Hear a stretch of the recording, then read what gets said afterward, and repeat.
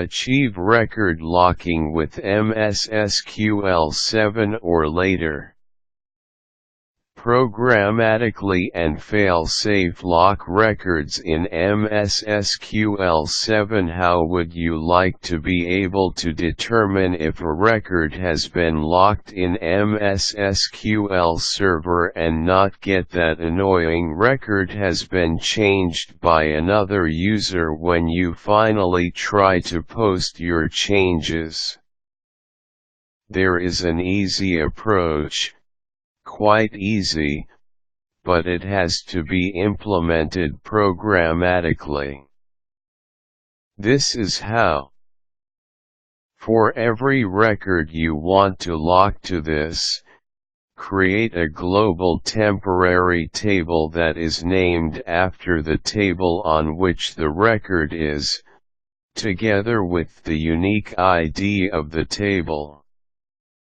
For example, if you have a table named Customers, with a unique ID field called UID and you want to lock the record with UID equals 14, create the table using this query, create table hashtag customers14, ID int null. When you want to unlock the record, just drop that table, drop table hashtag customers14. Now let's say that another user wants to use the same record.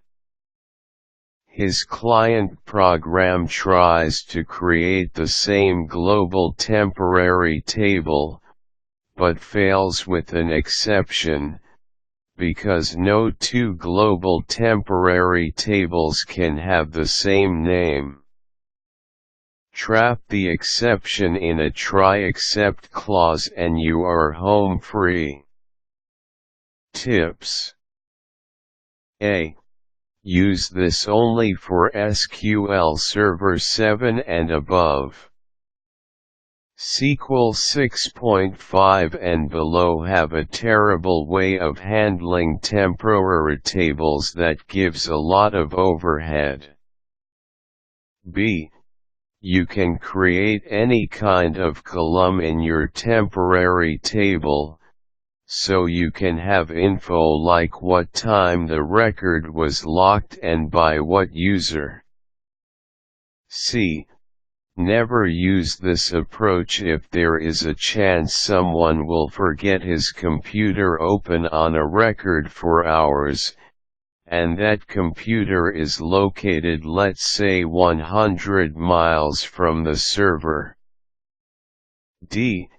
If the connection is lost by, let's say, an application error, the table is automatically dropped by the SQL server. E.